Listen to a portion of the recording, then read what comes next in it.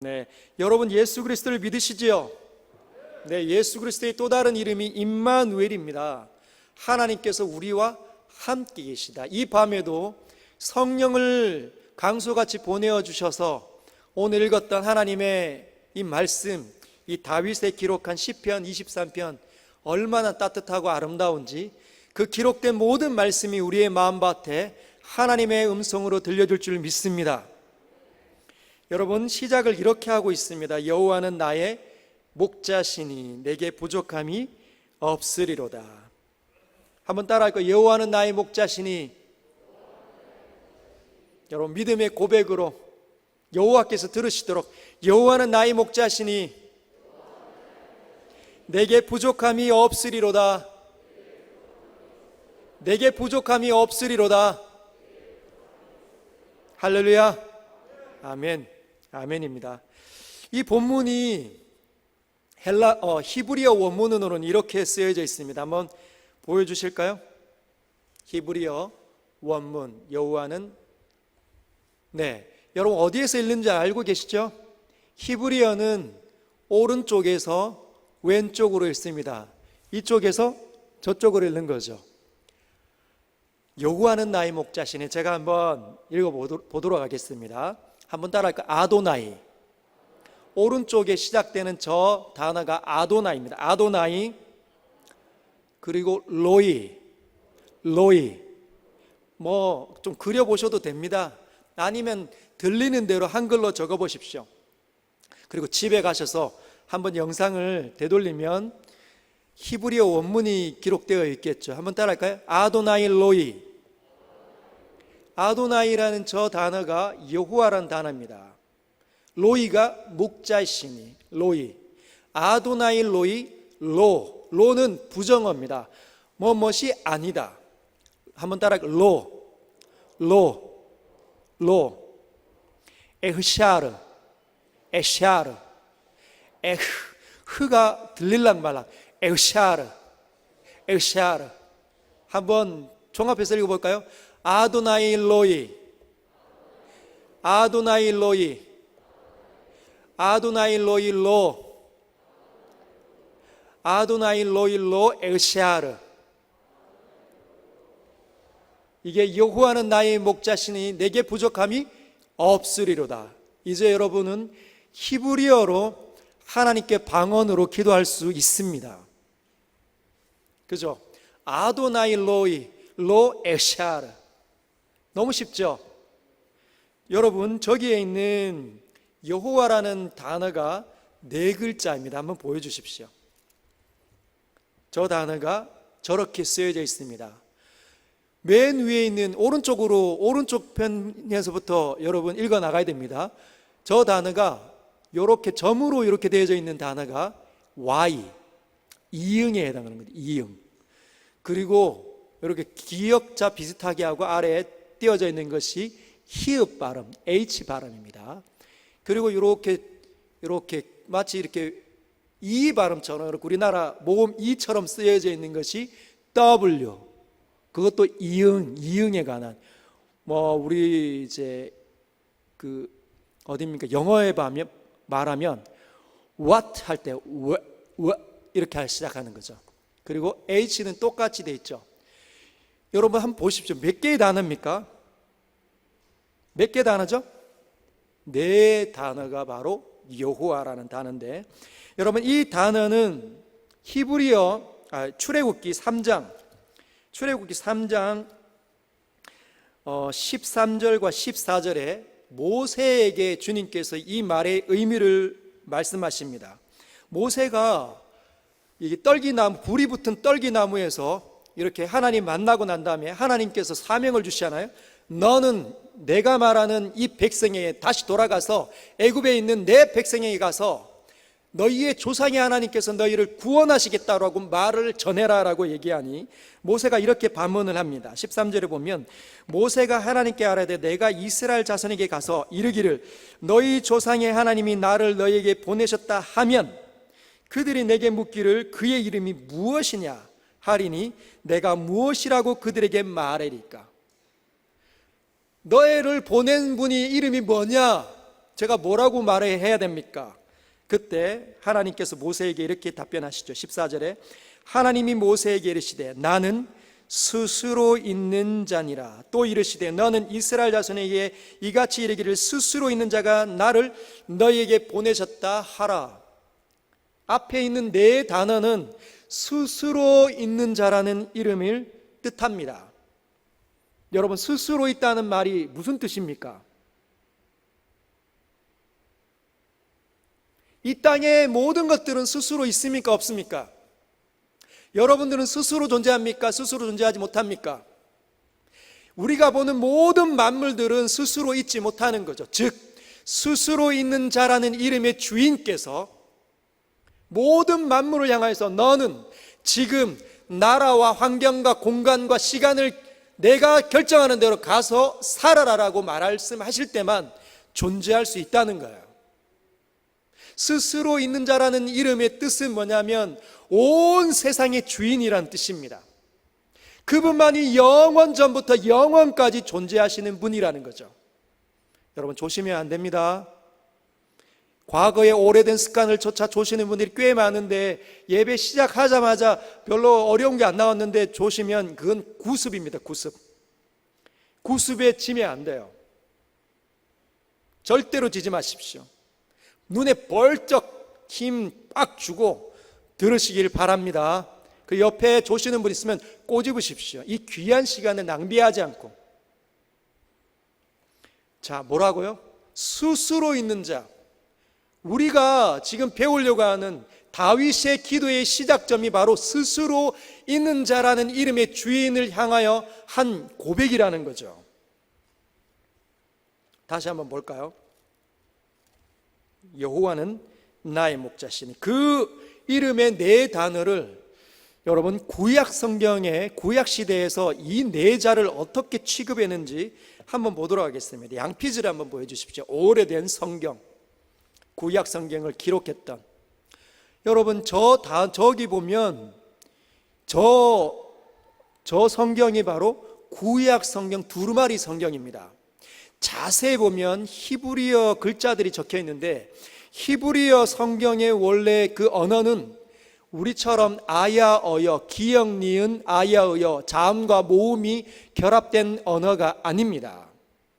어떤 언어냐면 자음으로 이루어진 언어죠. 그 우리가 보았던 네 글자는 모음이 빠져있는 자음으로만 되어져 있는 글자였습니다. 여호와가 그 글자를 저렇게 양피지 한 두루마리에다가 쭉 양의 가죽을 벗겨서 열심히 두드려서 빳빳하게 이렇게 길게 이어 붙이면 그걸 양피지라고 하는데 거기에 성경의 글자를 이렇게 적는 거예요. 이사야 성경을 1장부터 66장까지 있지 않습니까? 그러면 1장부터 66장까지를 어떻게 해요? 하나씩 이렇게 기록을 하는 거죠. 근데 이사야 30장을 읽으려면 두루마리를 쫙 펼쳐서 중간으로 가야 30장이 나오는 구조가 구약 성경의 과거의 그 형태입니다. 그런데 그 구약 성경이 너무 귀하니까 이 구약 성경을 다른 지역에서 보고 싶으면 이걸 옮겨가는 사람들을 서기관이라고 합니다. 필사하는 사람들. 여러분들 지금 모세오경을 필사하고 계시죠? 쉬웠습니까? 어려웠습니까? 쉽지 않죠? 한번 볼까요? 서기관의 모습을 한번 보여주십시오. 저렇게 눈에 불을 켜고 한 글자가 틀리면 어떻게 될까요? 오려서 붙일 수 있습니까? 다 버려야 합니다. 그래서 한 글자 한 글자를 틀리지 않도록 아주 힘겨워서 쓰는 것이 서기관의 직무인 거죠. 그런데 여러분, 저 서기관이 그 네 자만 나오면 붓을 내려놓고 바깥으로 나가서 몸을 씻고 다시 옷을 입고 들어와서 그 네 자를 이렇게 기록을 합니다. 근데 다음 주에 또 여호와께서 말씀하시면 다시 붓을 내려놓고 바깥으로 나가서 옷을 벗고 몸을 씻고 다시 돌아오는 거죠. 왜 그랬을까요? 너무나 거룩하신 하나님의 이름이었기 때문에. 이스라엘 백성들이 여호와의 이름을 어떻게 취급을 했냐면 너무너무 존귀한 이름으로 취급을 했다는 것이에요. 여러분, 여호와의 이름을 어떻게 취급하고 계십니까? 여호와의 증인들이 사용하고 있기 때문에, 그래서 여호와의 이름을 잘 부르지 않으려고 하는 대한민국의 성도들의 모습을 볼 수 있습니다. 여호와의 이름을 부르면 왠지 이단스러운 것 같은, 절대 아닙니다. 여러분, 그들이 어느 교회는 하나님의 교회라는 칭호를 붙이잖아요. 얼마나 존귀한 이름입니까? 이단이 썼기 때문에 이렇게 두려워하거나 거북하게 여기시면 안 됩니다. 여러분, 즐겨 부르십시오. 여러분, 그런데 이 자음으로 된 이 언어가 이런 것이에요. 예를 들어 제가 우리나라의 자음을 저렇게 쓴다고 하면 여러분 어떻게 읽으시겠습니까? 저게 무슨 뜻이죠? 제가 뭘 썼겠습니까? 네? 아버지. 여러분, 번개같이 아버지로 읽으시죠? 마찬가지로 히브리어 네 단어 자음만 나타나면 모든 사람들은 저 언어를 여호와라고 인식을 한다는 거예요.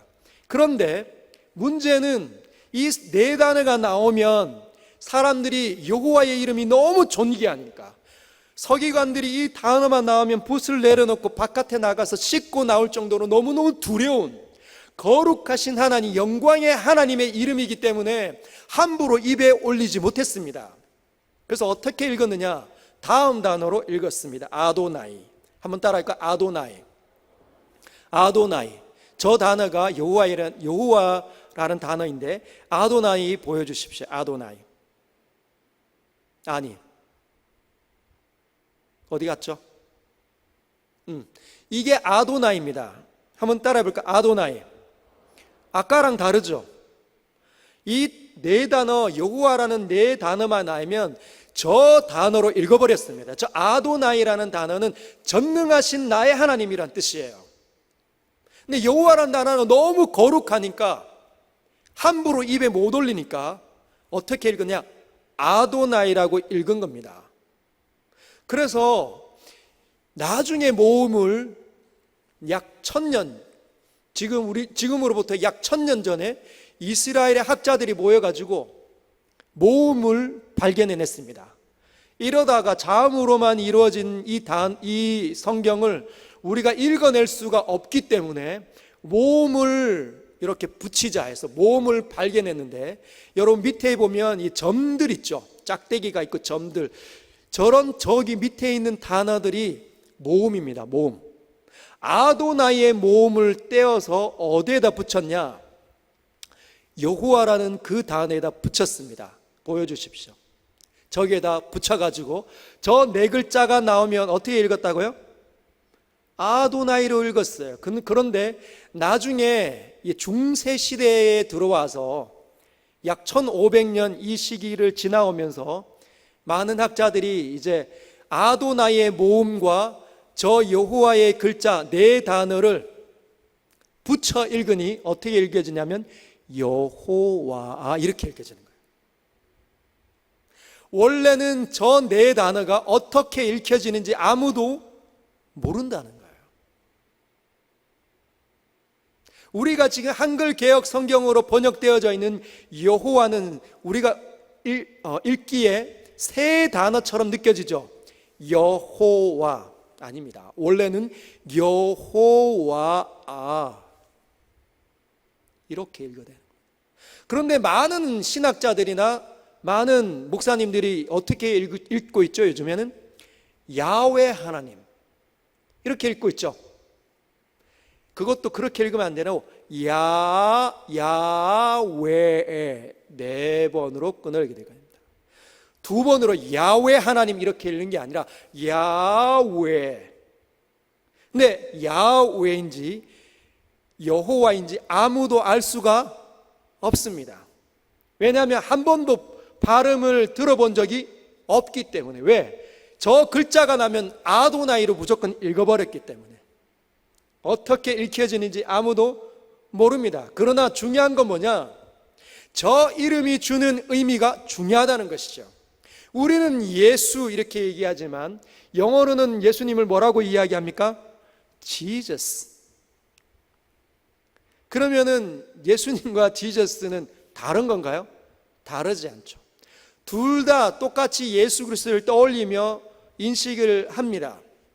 우리는 여호와이든지 야훼이든지 이 네 단어가 나오면 어떻게 인식을 해야 합니까? 스스로 있는 자라는 인식을 갖고 그 하나님의 이름을 부를 수 있어야 된다는 거죠.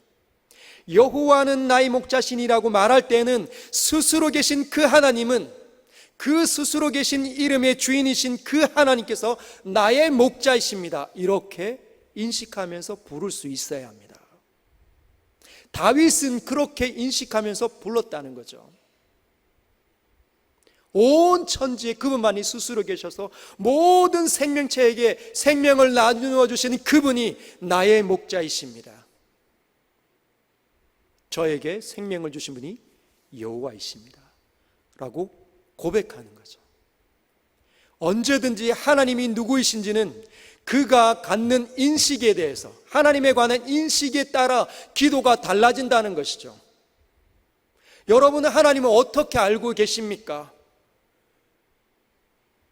제가 처음에 여기 와서 여러분들과 나누었던 하나님의 이 속성과 가장 먼저 무엇을 가르쳤습니까? 하나님은 무한하신 하나님. 그래서 무한하신 하나님을 기억하는 사람들은 이제 기도하러 들어갈 때 어떻게 기도하는 거죠? 무한하신 하나님, 하나님 안에 있는 모든 것들은 다 무한하기에 지혜가 무한하시고 능력이 무한하신 그 하나님께서 나의 아버지이십니다. 이렇게 기도를 시작하면 기도가 달라집니다. 여러분에게 있는 모든 인식을 다 사용해서 기도의 자리로 들어가십시오. 여호와는 나의 목자시니라고 말했던 다윗의 고백이 우리의 고백이 되기를 원합니다. 그런데 이 시편 1편에 보면 그 스스로 있는 자라는 이름의 주인이 다윗은 뭐로 비유를 하냐면 목자로 비유하고 있다는 겁니다. 그러면 자기를 뭐로 비유를 하는 거죠? 양으로. 그게 굉장히 중요한 겁니다. 자기가 익숙했던 삶의 양태를 가지고 하나님을 떠올려서 비유하고 그 속으로 깊이 빨리 들어갈 수 있는 자가 다윗이었다는 거예요. 여러분, 성경이 사람을 가리켜 양으로 비유를 하는 것이 우연이 아닙니다. 많은 곳에서 성경은 우리를 가리켜 양이다라고 이야기해요. 시편 100편 3절에는 이런 표현이 있습니다. 여호와 그가 우리 하나님이신 줄 너희는 알지어다. 그는 우리를 지으신 이요 우리는 그의 것이니 그의 백성이요 그의 기르시는 양이로다. 우리가 누구입니까? 우리가 양이에요. 시편의 기자는 우리를 가리켜 이렇게 하죠. 우리는 다 양 같아서 각기 제 길로 갔거늘. 우리는 다 양 같아서. 왜 우리가 양으로 비유를 할까요? 많은 곳에서. 여러분, 양은 우리가 아는 것처럼 자기를 유일하게 지킬 수 있는 무기가 없는 존재들입니다. 적을 만나면 쉽게 두려움에 빠질 수 있는 존재라는 것이지요. 저와 여러분이 가지고 있는 능력치보다 훨씬 더 어려운 일을 만나면 절망하고 두려울 수 있는 자가 우리라는 겁니다. 여러분, 혹시 두려운 일을 만나고 있습니까? 걱정스러운 일이 여러분 가운데 있습니까? 그러면 우리는 양 같은 존재입니다. 어떤 분은 아직까지 자신의 힘, 자신이 가지고 있는 어떤 능력치가 많기 때문에 두려움을 잘 못 느끼시는 분들이 있는데, 저 역시 앞에 서서 하나님 말씀을 전하는 저 역시 저의 능력치보다 훨씬 더 어려운 일을 만나면 두려움에 빠질 수 있는 연약한 자라는 거죠. 여러분, 양의 특징 가운데 하나는 시력이 약합니다. 그리고 조절을 잘 못하는 거죠. 식욕을 조절하는 능력이 양에게는 없습니다. 여러분, 대관령 목장을 가보신 적 있습니까? 대관령 양떼 목장을 가보시면 앞에서 입장권을 사죠. 요즘에 얼마 하는지 모르겠지만 입장권을 사면 그 먹이를 주는 쿠폰을 줍니다. 그러면 그 쿠폰을 가져다가 양에게 이 먹이를 주는 그 양 우리에 있는 그쪽으로 가면 요만큼의 집을 이렇게 줍니다. 풀을 줍니다. 그러면 이 풀을 가지고 기다려요. 자기 순서를. 그런데 오늘의 양들이 그 우리에 이렇게 나와 있습니다. 근데 그 우리에 있는 양들에게 많은 사람들이 줄 서서 이걸 주거든요. 그러면 그 양들이 다 받아 먹습니다. 배가 불러도 멈추지 않습니다. 끊임없이 주면 계속 받아 먹는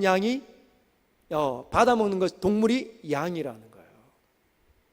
절제를 못 한다는 거죠.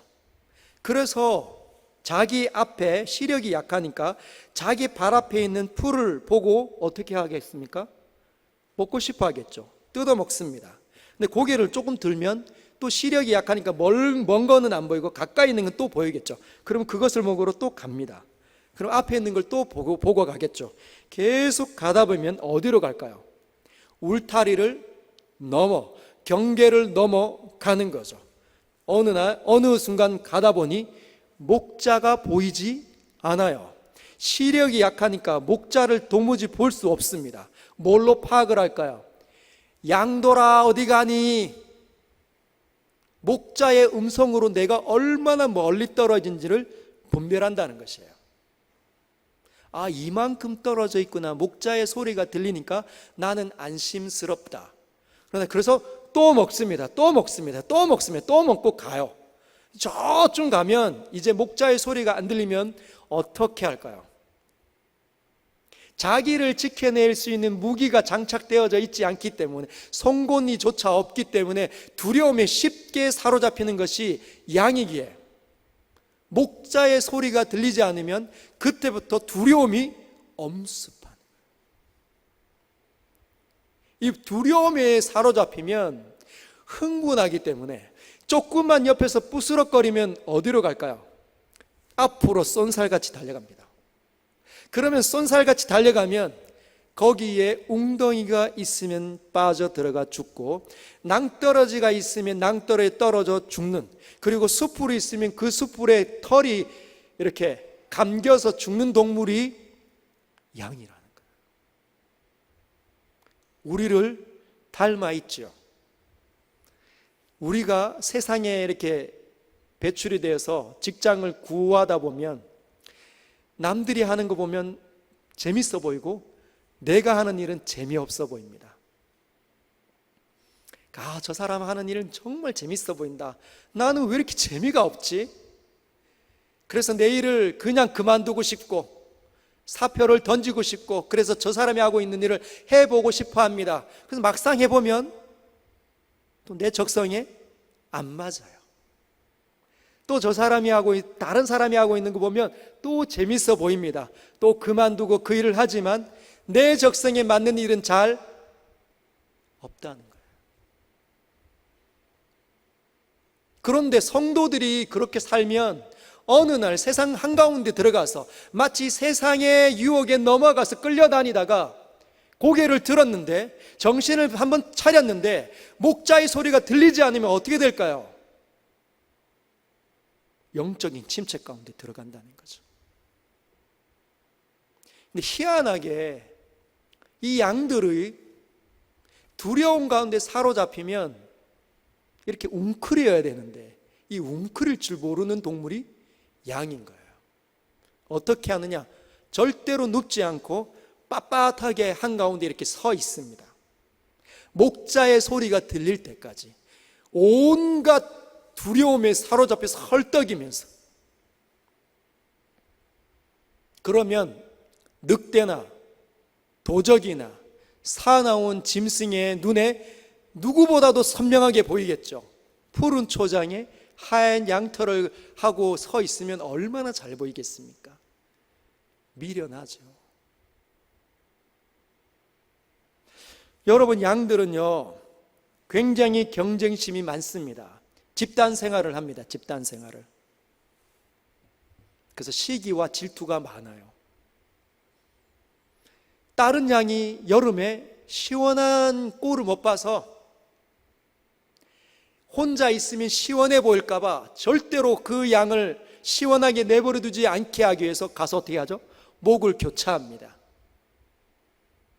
제가 여름에 아이들을 데리고 어릴 때, 우리 아이들이 어릴 때 대관령 양떼 목장으로 가봤는데 그 양떼들이 서로 양의 목을 이렇게 교차하고 있더라고요. 막 헐떡이고 더워서 헐떡이는데도 교차하고 있습니다. 왜 그러냐? 다른 양이 시원한 꼴을 못 보기. 자기는 더워도 괜찮은 거예요. 여름에는 다른 양이 따뜻한 것을 못 봐서 떨어져 있는 거죠. 그 정도로 양들은 경쟁 심리가 많고 시기와 질투가 많습니다. 여러분, 사람들이 그렇죠. 누군가가 잘하는 것이 보이면 시기가 일어납니다. 내가 하는 파마는 나는 만족 못하죠. 대다수의 여성들이 자기가 한 파마를 한 80%는 만족을 못합니다. 근데 다른 분이 파마를 하고 오면 야, 잘 나왔다. 저 어디서 했을까? 하고 싶어 하죠. 남들이 입는 옷, 남들이 걸친 가방은 너무너무 부러운데 자기가 하고 있는 것은 만족스러워하지 않습니다. 남자도 마찬가지이죠. 여러분, 며칠 전에 인터넷에 이런 기사가 있었습니다. 여러분들 가운데 많은 분들이 보았을 겁니다. 어제였던 것 같은데 이 대한민국의 갈등 지수가 굉장히 높다는 겁니다. OECD 국가, 여러분 30개 국가가 OECD에 가입해 있는데 이 OECD는 세계 경제 협력 개발 기구를 의미합니다. 세계의 경제를 개발하기 위해서 힘 있는 나라들이 협력한 거죠. 30개. 약 선진국 대열에 들어가 있는 나라들입니다. 근데 그 나라들 가운데 갈등 지수가 1인 나라가 어디일까요? 멕시코. 마약이 그냥 어디에 가든지 간에 마약이 소통되고 있는, 그래서 카르텔이라고 하는 마약 단체들이 멕시코 정부보다 훨씬 더 무서워 보이는 곳이 멕시코입니다. 너무너무 불안하죠. 그래서 갈등이 OECD 국가 중에 1위, 2위가 어디일까요? 2위는 이스라엘입니다. 이스라엘 땅 가운데 유대인과 팔레스타인, 그 예루살렘 그 안에도 장벽이 있어서 서로로 으르렁거리는, 서로 미워하는 곳이 이스라엘 땅 아닙니까? 3위는 어디일까요? 대한민국입니다. 30개 나라 중에 대한민국이 갈등 지수가 그렇게 높다고 합니다. 빈부의 차이가 심하고 이념, 정치적인 그 갈등이 너무 심해서, 그리고 세대 갈등, 올드 세대와 신세대의 갈등이 생각보다 굉장히 심하다. 남녀 간의 갈등, 여러분 요즘에는 여성 혐오, 남성 혐오라는 그런 말들이 떠돌아다니고 있습니다. 그리고 시설 확충, 최근에 어떤 미술관이 대구에 확충되지 못했죠. 그걸 유치하기 위해서 얼마나 많은 사람들이 노력했는지, 다른 지역으로 넘어가니 그 지역에서 데모를 하고 있습니다. 부당하다. 시설 확충, 즉 부와 경제가 따라오는 일은 남에게 빼앗길 수 없는 경쟁 사회가 대한민국 사회입니다. 그러한 갈등들이 교회 안에도 들어와 있음을 우리는 봅니다. 얼마나 많은 갈등이 있는지. 그래서 마치 모래알처럼 하나의 사건이 터지기만 하면 모래알처럼 부서져 버릴 것 같은 교회 상태가 오늘날의 모습입니다. 그래서 이 대한민국의 이 위기 관리, 갈등 조정을 능력이 OECD 30개 그 나라들 중에 몇 위가 될까요? 27위. 27위라는 거예요. 여러분, 우리도 예수님을 따르는 우리도 그럴 수 있습니다. 우리도 그렇게 양들처럼 하나님의 목자의 소리를 잊어버리고 우리가 좋아하는 방향으로 마치 그것이 좋은 것처럼 느껴지고 달려가면 어느 순간 목자가 이끄는 대로 간 것이 아니라 내가 좋아하는 방식으로 다른 울타리에 또는 그 울타리를 넘어서 세상으로 나아갔기에 그렇게 갈등이 있는 대로 이끌린 바 될 수 있다는 것이죠. 그러나 우리는 다시 목자의 음성을 기억해내야 합니다. 희미하게 들리는 목자의 소리를 추적해내야 하는 거죠. 어디에서 들리는지, 저 방향인지 이 방향인지 들어봤기 때문에 목자의 소리를 기억할 겁니다. 양들은 목자의 음성을 알고, 여러분 저의 음성을 알고 계시죠? 여러분 저의 음성을 들어봤기 때문에 이 소리가 저의 정기칠 목사의 소리인지 아니면 다른 목사님의 소리인지 알고 구분이 될 겁니다. 세밀하게 들리는 우리의 목자의 음성인지 아닌지를 여러분 구분해 내십시오. 다시 목자의 음성을 기억해내서 목자 쪽으로 달려가시길 바랍니다.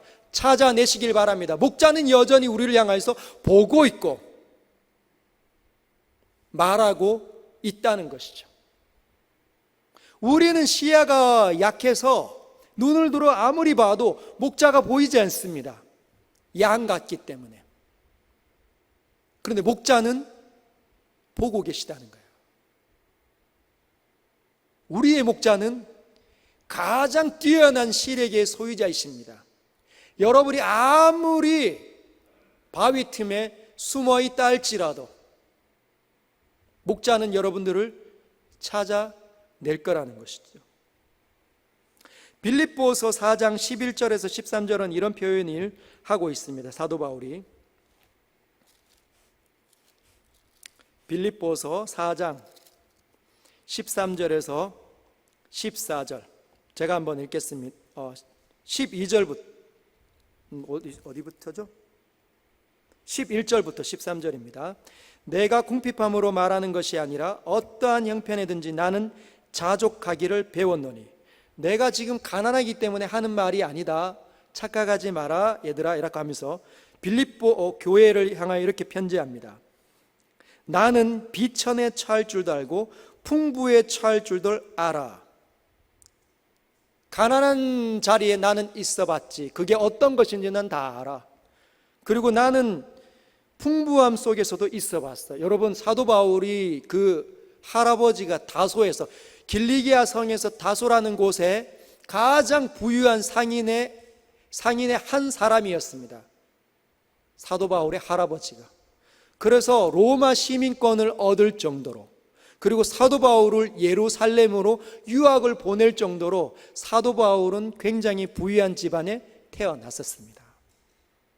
그래서 풍부에 처할 줄도 안다. 나는 다 해봤다. 그래서 모든 일, 곧 배부름과 배고픔과 풍부와 궁핍에도 처할 줄 아는 일체의 비결을 배웠노라. 13절에 내게 능력 주시는 자 안에서 내가 모든 것을 할 수 있느니라. 여러분은 모든 것을 할 수 있는 비결을 배우고 있습니까? 어떤 사람들은 늘 부자를 꿈꾸는 사람들이 있습니다. 우리는 모두는 가난하거나 역경을 두려워하고 피하고 싶어 하죠. 그래서 늘 기도 제목이 하나님 어려운 거 안 만나게 해주십시오. 성공하게 해주십시오. 잘되게 해주십시오. 이렇게 늘 그런 기도를 올리지만 하나님께서는 그렇게 인도하지 않으십니다. 때로는 가난한 자리에, 때로는 어려운 자리에, 때로는 성공의 자리에, 또 때로는 다른 자리에 우리를 이끌어 가시는 분이시죠. 왜 그럴까요? 그럼 나에게 닥쳐오는 모든 일들을 다 능히 해낼 수 있도록 그게 지혜입니다. 여러분 성공한 사람들은, 늘 성공만 한 사람들은 실패를 겪으면 어떻게 될까요? 그 실패한 자리를, 가난한 자리를 견딜 수 없어 합니다. 죽고 싶어 하고 수치스러워하고 도망가고 싶고 그 자리에 있으면 절망스럽고 고통스럽게 해낼 수 없다는 거죠. 그 말은 그 상황을 그는 다루어낼 수 있는 지혜가 없음을 의미합니다.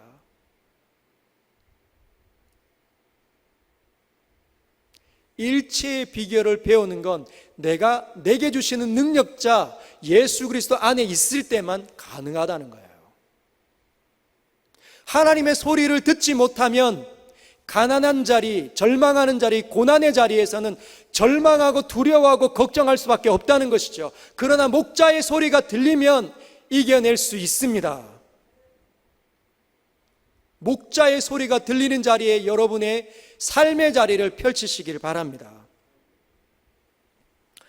그래서 2절에 보면 그가 나를 푸른 풀밭에 누이시며 쉴 만한 물가로 인도하시는도다. 누가 인도하십니까?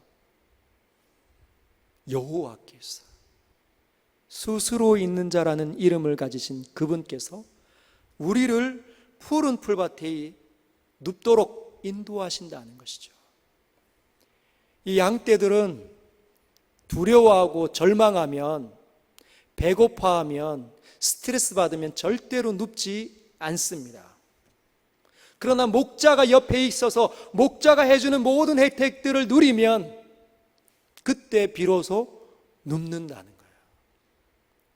저와 여러분들은 양인데 여호와를 목자로 둔 양이기에 목자가 느껴지지 못하면 저와 여러분들은 누울 수가 없는 자들입니다. 두려움에 사로잡힐 수밖에 없는 자라는 거죠. 그래서 여러분들이 죄악을 저지르면 절대로 잠이 오지 않습니다. 죄악을 청산해야 잠이 쏟아지는 거죠.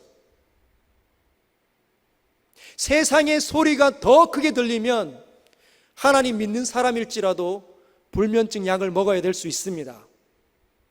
목자의 소리를 못 듣고 있기 때문에. 그래서 목자의 소리를 많이 즐겨 들으십시오. 그래야 내가 있는 곳이 푸른 초장이 되는 것이에요. 쉴 만한 물가. 그러면 푸른 초장과 쉴 만한 물가가 어디일까요?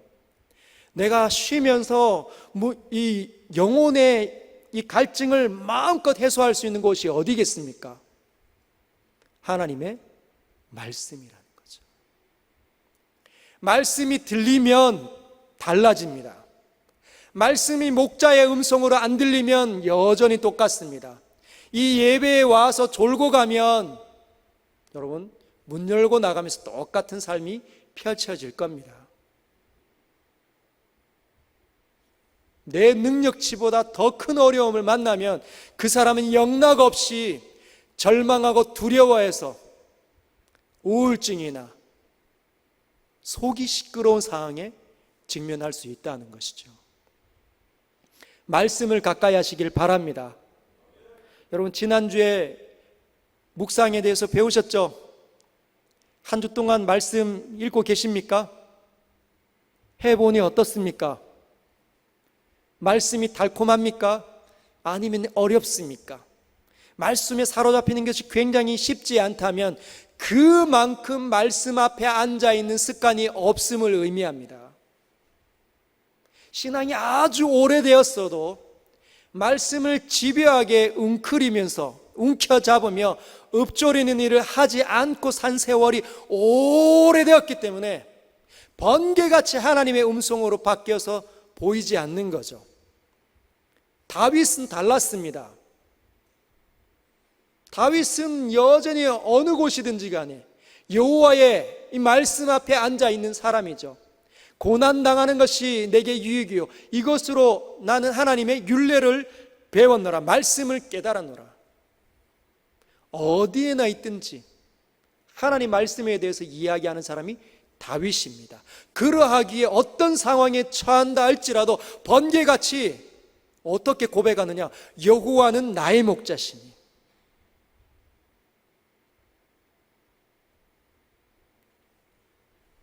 3절에 보면 말씀 앞에 앉아 있는 사람이 영원히 소생된다는 거예요. 그 어떤 것으로 소생되지 않습니다. 사람은 하나님의 형상으로 지음받았기 때문에 하나님의 영이 우리 안에 있고 하나님의 영이 하나님의 성령으로 새로워졌기 때문에 하나님의 입에서 나오는 말씀이 아니면 만족하지 않는 자가 우리라는 거예요. 한 발짝 걷기도 어려운 자들이 우리입니다. 내게 있는 사람, 남편과 아내를 다루어내기도 벅찬 자들이 우리가 될 수 있습니다. 그러나 말씀이 우리를 지배하면, 하나님의 말씀이 우리 가운데 살아있기 때문에 내 남편과 내 자녀와 내 아내가 나에게 붙여지고 끌려오는 것 보게 될 것입니다. 그 사람이 하나님의 소망이에요. 하나님 말씀에 깊이 뿌리를 내리는 사람, 생명수의 강에 자신의 뿌리를 내리고 있는 사람, 그 사람을 하나님께서 보고 싶어 하시는 거죠. 예수를 주어서 그런 사람들을 보고 싶어 합니다. 세상을 움직이고 끌어내기를 원하는 사람, 하나님의 영광을 드러낼 수 있는 사람을 하나님 보고 싶어 하신다는 거죠. 지금 여러분들을 이 자리에 부르셨다는 말은 여러분들이 그 가능성이 있는 분이라는 겁니다. 한번 따라해 볼까요? 내가 여호와를 목자로 두고 있습니다. 할렐루야. 그리고 자기 이름을 위하여 의의 길로 인도하시는 데다. 여러분, 각 양들은 다 그들의 목자의 이름이 새겨져 있죠. 우리에게는 누구의 이름이 새겨져 있습니까? 여호와가 새겨져 있다는 거예요. 저와 여러분들에게 뭐라고 새겨져 있다고요? 여호와라는 이름이 새겨져 있습니다. 여러분, 여호와가 예수아입니다. 여호수아, 예수 그리스도의 이름이 여호와, 그분이시라는 거죠. 하나님, 그분 아들이시기에, 삼위일체 하나님이시기에,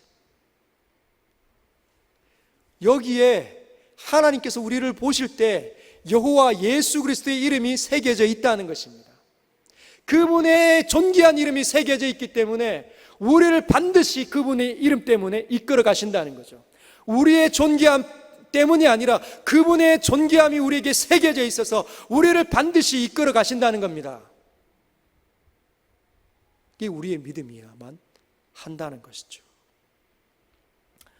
그리고 4절을 보면 내가 사망의 음침한 골짜기로 다닐지라도 해를 두려워하지 않을 것은 주께서 나와 함께 하심이라. 여기에 보면 해가 태양 아닙니다.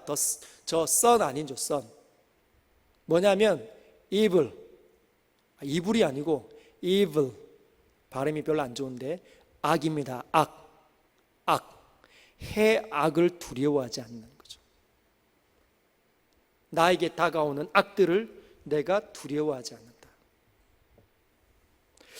여러분, 사망의 음침한 골짜기를 왜 걸을까요? 목자는 우리를 이끌어 가시는데 왜 하필이면 사망의 음침한 골짜기를 지나게 하실까요? 안 지나게 하셔도 될 텐데. 그렇지 않습니까?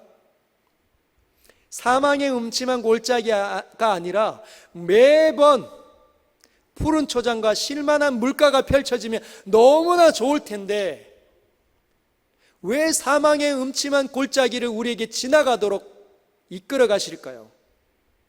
오늘날로 이 사망의 음침한 골짜기를 바꾸면 어떤 것일까요? 깨어지는 일들, 속이 상하는 일들, 가정의 위기들, 사업의 실패들, 미래의 불확실함들. 나는 뭐 하면서 살 수 있을까? 은퇴를 앞두고 계신 분들, 은퇴를 하신 분들, 이제 사회를 진출한 젊은 청년들, 일이 잘 풀려지지 않을 때 사망의 음침한 골짜기를 지나는 것 같은 느낌을 받을 수 있습니다. 왜 그럴까요? 사망의 음침한 골짜기를 지나가야 그 너머에 푸른 초장과 쉴만한 물가가 있기 때문입니다. 그리고 그것을 통과해야 하나님의 사람으로 지혜와 능력을 갖추기 때문이에요.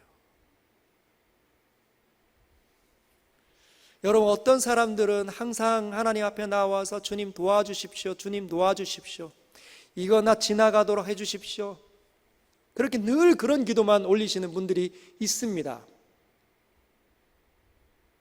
그런 분들은 여전히 또 어려움을 만나면 하나님 도와주십시오, 도와주십시오, 이거 잘 지나가게 해주십시오, 그 기도밖에 할 줄 모른다는 거예요. 어려움을 만났을 때 하나님 이거 어떻게 하면 됩니까? 제게 하나님의 시각을 보여주십시오, 하나님의 능력을 허락해 주십시오, 제가 기꺼이 이구 속으로 뛰어들어가서 이 일을 해결하기를 원합니다. 그렇게 말할 줄 모른다는 겁니다. 사랑하는 성도 여러분, 우리는 양이지만 왕 같은 제사장들이라는 사실을 잊지 마십시오. 하나님께서 우리에게 세상을 맡기십니다. 여러분의 가정을 여러분에게 맡기고 있습니다. 그러하기에 그냥 하나님 도와주십시오, 도와주십시오, 도와주십시오, 이 정도로 끝이 나면 안 됩니다. 여러분들에게 그 사람들을 맡긴 이유는 여러분들을 통해서 하고 싶어하는 일이, 하나님의 일이 있음을 기억해내라는 겁니다.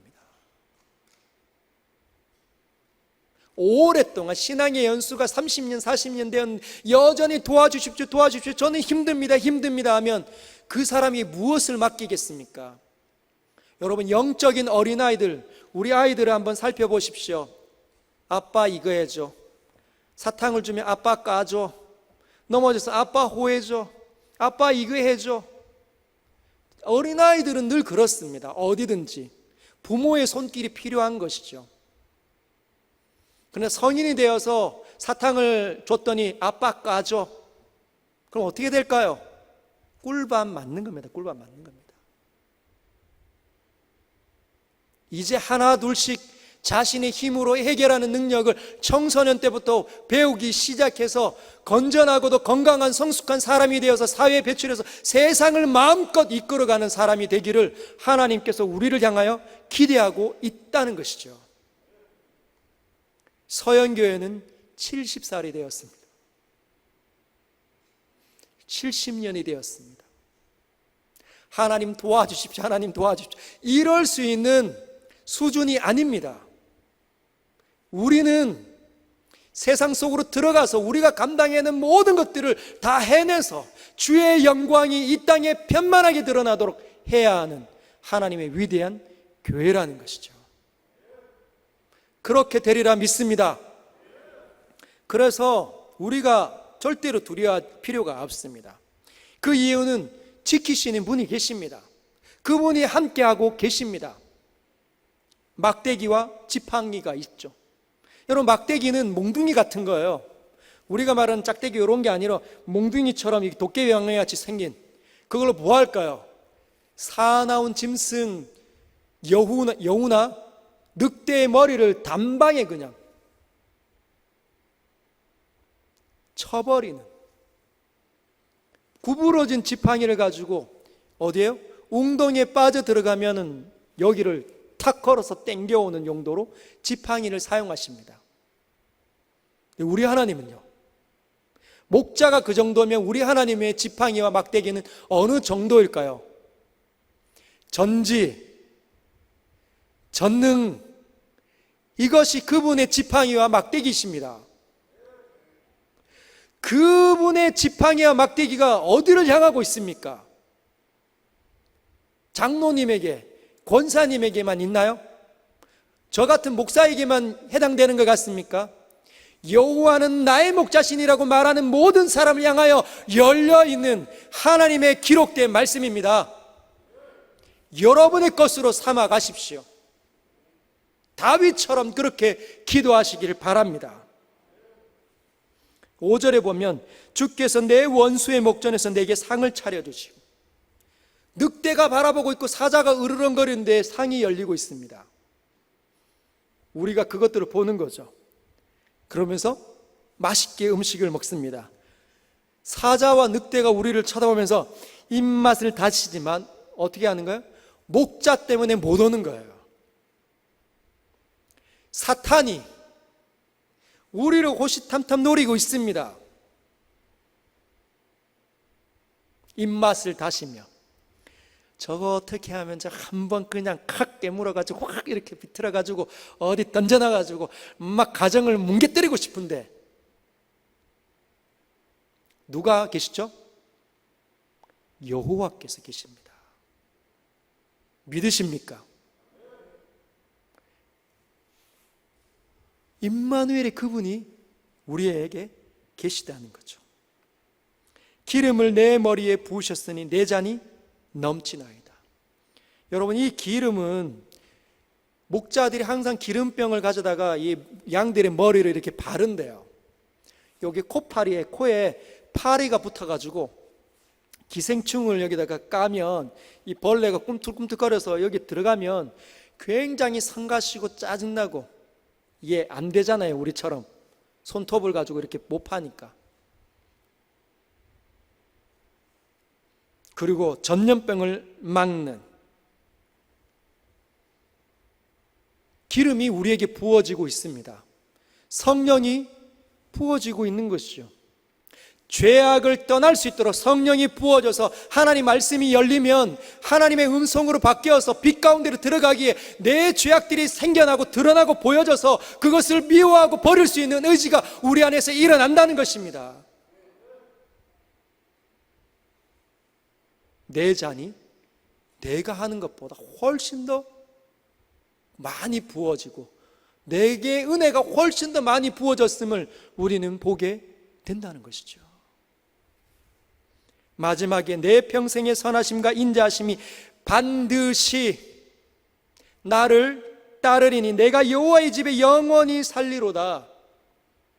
예수께서 이렇게 말씀하시죠. 요한복음에 제가 한번 읽어드리겠습니다.